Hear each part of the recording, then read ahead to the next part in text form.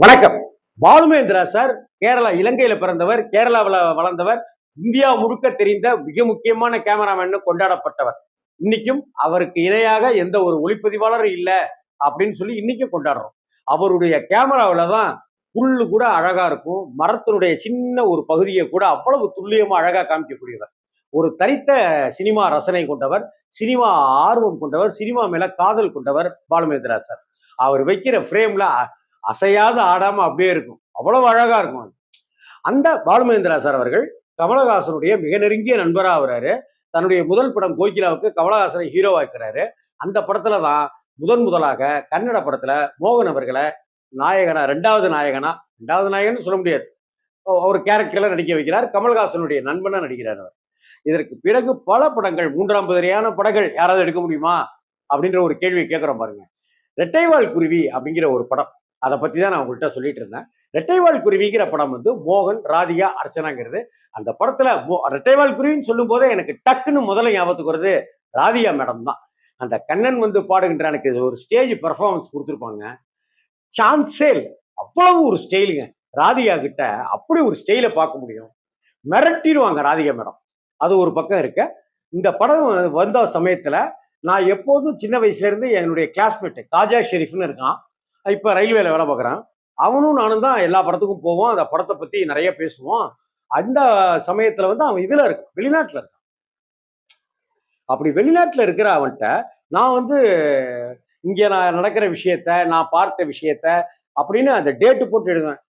10ஆம் தேதி திங்கக்கிழமை, 11ஆம் தேதி செவ்வாய்க்கிழமை இது மாதிரி ஆச்சு. 12ஆம் தேதி சைக்கிள போயிட்டு இருக்கும்போது மாடு வந்து குறுக்க வந்து நான் கீழே விழுந்தேன்.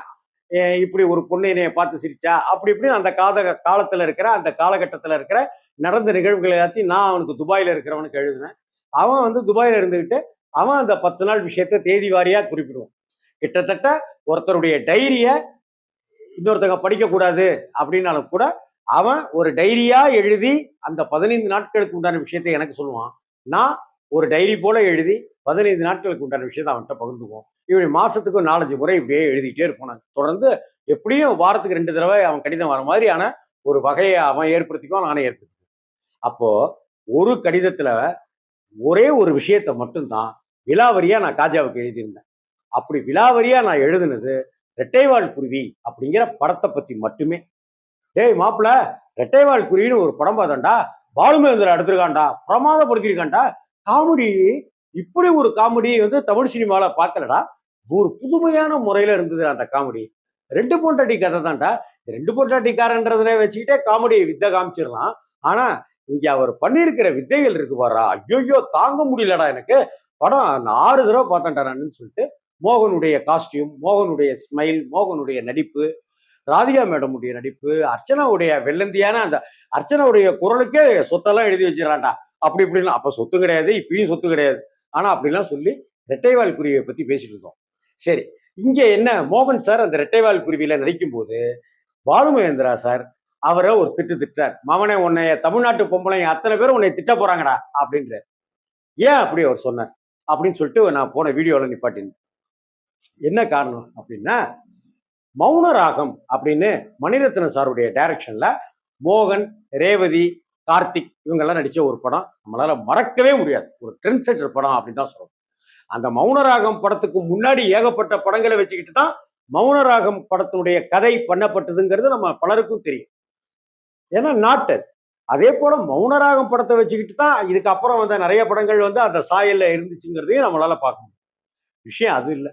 மௌனராகம் படத்துல சாந்த சுரூபியா மனைவிக்காக சகலத்தையும் விட்டு கொடுக்கிற, எல்லா விஷயத்தையும் செய்கிற, ஏன் மனைவி ஆசைப்பட்டு கேட்டான்னு விவாகரத்துக்கே சம்மதிக்கிற அந்த மோகன் கேரக்டர் நம்மளால மறக்கவே முடியாது. அப்படிப்பட்ட ஒரு ஜென்டில் கேரக்டர் தான் மௌனரா. கிட்டத்தட்ட அந்த நாட்கள் ராஜேஷ் வந்து தன்னுடைய மனைவியை அவளுடைய காதலன் கிட்ட சேர்த்து வைக்கிறதுக்கும், இதுல நீ டைவர்ஸ் கேட்கிறியா, சரி நான் தரேன் அப்படின்னு சொல்லி கையெழுத்து போடுற மோகனுக்கும் பெரிய வித்தியாசம் ஒன்றும் கிடையாது தான்.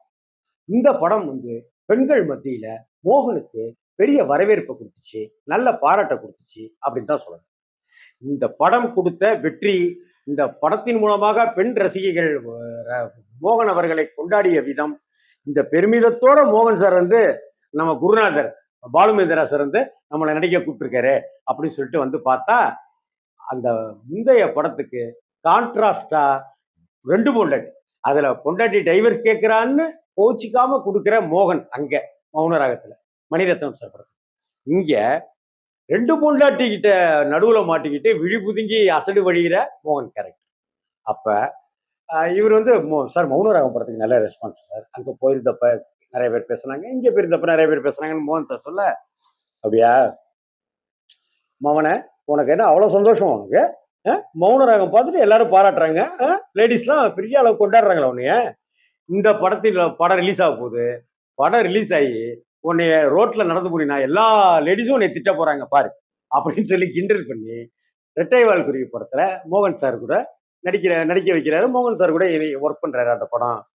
மௌனராகம் ஒரு வேறு விதமான படமா இருந்ததுனாக்க இந்த ரெட்டைவால் குருவி மிகச்சிறந்த நகைச்சுவை படமா அட்டகாசமான படமா இருக்குது. இன்னைக்கு ரெண்டு பொண்டாட்டிக்காரங்கன்ற ஒரு விஷயத்தை எடுத்துக்கிட்டாக்க அதுக்குள்ளார ஏகப்பட்ட ஆபாசங்களை திணிச்சு கிளாமருக்கு கொண்டு வந்து சபலம் சரசம் அப்படின்னு கொண்டு வந்து அதை அப்படியே வேற விதமா கலர் மாத்திடுற இந்த உலகத்துல மனிதர்களை அந்த காமெடியோட கலக்க விட்டு அந்த படத்தை பண்ணியிருக்கிற பாலு மகேந்திரா சாருக்கு இணையா ரெட்டைவால் குருவி மாதிரியான ஒரு படம் நிச்சயமா யாராலையுமே பண்ண முடியாது, பண்ணல. அத பாலு மகேந்திரா சார் அதே ரெண்டு பொண்டாட்டி அப்படிங்கிற ஒரு விஷயத்தை வைத்துக்கொண்டு ரெண்டு விதமா படம் எடுத்தார். ரெட்டைவால் குருவி எடுத்த பாலு மகேந்திரா அவர்கள் அதை எடுத்து ரெண்டு விதமா படம் எடுத்தார். ஒண்ணு, மறுபடியும் ஒரு ரெண்டு பொண்டாட்டிங்கிற விஷயத்த ஒரு இயக்குனர் திருமணம் ஆயிடுச்சு, ஆனா தன் படத்துல நடிக்கிற நடிகைய கல்யாணம் பண்ணிக்கிறாரு, தொடர்பு ஏற்படுத்திக்கிறாரு, அதனால தன்னுடைய முதல் மனைவியவே சொந்த மனைவியவே அவர் விவாகரத்து பண்ணிடுறாரு. இதனால ஏற்படுகிற பிரச்சனைகள் உளவியல் ரீதியா அந்த ரோஹிணிக்கு, அந்த நடிகை ரோஹிணிக்கு ஏற்படுகிற சிக்கல்கள், இங்க ரேவதி எடுக்கிற முடிவுகள், மறுபடியும் என்ன நடந்துச்சு, மறுபடியும் இப்படி ஆனாங்களா அப்படிங்கிறது அந்த மறுபடியும் தந்த ஒரு தாக்கம்.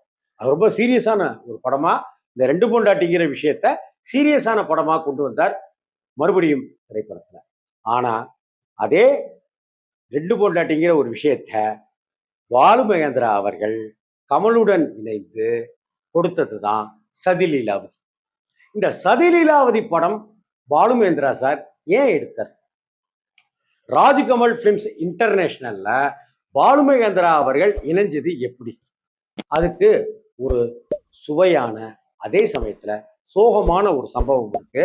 இத பத்தின விஷயத்த அப்ப பாலு மகேந்திராவுக்கு என்ன நெருக்கடி இருந்துச்சு, அப்ப கமல் சாரை அவர் ஏன் பார்க்க ஆழ்வார்பேட்டை அலுவலகத்துக்கு போனாரு, அப்ப கமல் சார் செய்த விஷயம் என்ன, அதை பார்த்து திடுக்கிட்டு போன பாலு மகேந்திரா செய்த ரியாக்ஷன் என்ன, அடுத்த வீடியோவில் பேசுகிறேன். வணக்கம்.